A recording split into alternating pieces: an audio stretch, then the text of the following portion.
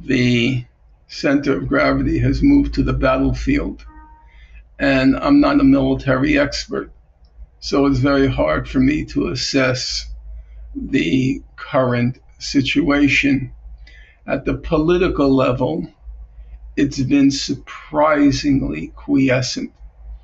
I can't remember a single instance where the Security Council has been so silent, or not so silent, has been totally silent.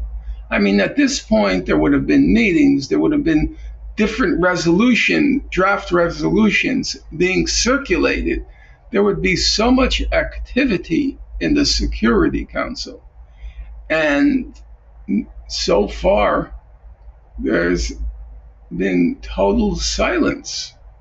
So at the political level, it's been inactive. Netanyahu, he's, I suppose, an intelligent man. That's what everybody says, and I don't believe in disputing, quarreling with facts. But his main ability is in taking advantage of opportunities. He's a politician. In the first place, he's a politician. And he knew, which is correct, that once you entered into the last months of the electoral cycle, all of the media would be focused on the election. Gaza, Lebanon, they would drop to, as it used to be called, below the fold of the paper, of the front page. And so he can get away with anything. So immediately as Kamala Harris got the nomination, if you look, you could see it's very clear. Immediately as that cycle began, the Kamala Harris cycle, Israel was committing a massacre every day.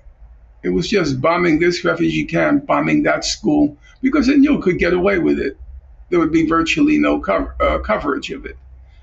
Even now, let's say if you were to put on the screen the front page of the New York Times, top story is the hurricane, then the Kamala Harris-Trump, and then the third story, and Gaza and Lebanon is below the fold, as we used to call it, below the fold, and then below the top half of the paper.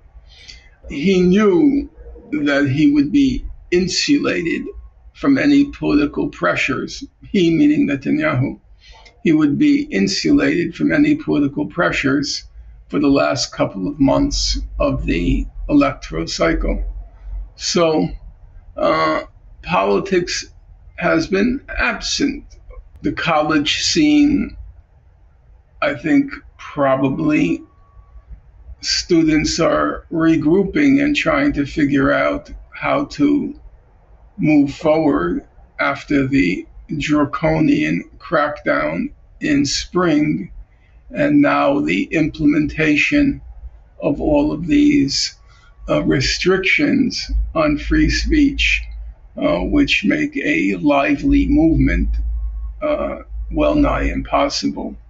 So on all the fronts, it's been, on the political front, there's been an absence of activity. And on the battlefield, it's very hard to assess. Gaza, as was indicated yesterday, many outlets, media outlets, humanitarian organizations, there was the 1-year commemoration of what happened in Gaza. And I think the reasonable conclusion is that Gaza is no more. There's nothing left in Gaza.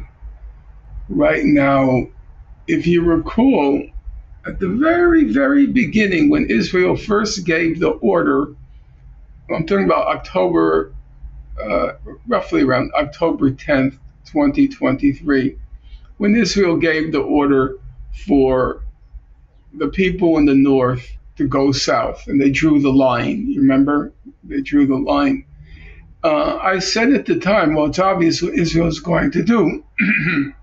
It's going to declare the northern sector a buffer zone and annex effectively annex the northern part of Gaza. Now, it took a year, but that's actually what they're doing right now. The claim is, which I consider complete nonsense, we're going to clear out Hamas and then we'll let the people back. No, they're not letting the people back. That's not going to happen. First of all, there's not going to be anything left to come back to. They will flatten the whole northern sector of Gaza. That's what they're saying, There's no secret about that. And Lebanon, it looks pretty grim. I think there's no denying that Hezbollah was dealt a very big blow. What will happen? I don't know.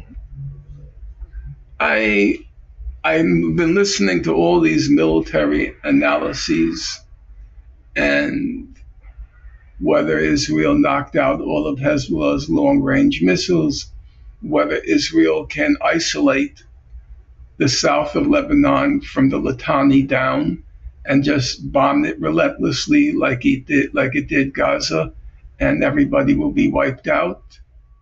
I'm not a military person, so I don't know. I know that the party of God will fight to the last person, but it's not even clear whether that will be an option, because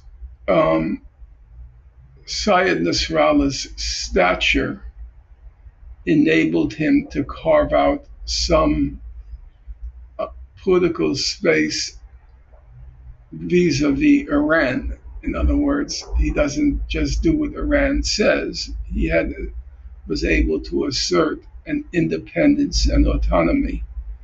And now that's not going to be an option, assuming the person that replaced him is in his 20s or 30s, which is what Nasrallah was when he replaced his predecessor, when his predecessor was assassinated by Israel. If it's a young man, he can't stand up to the Iranian regime.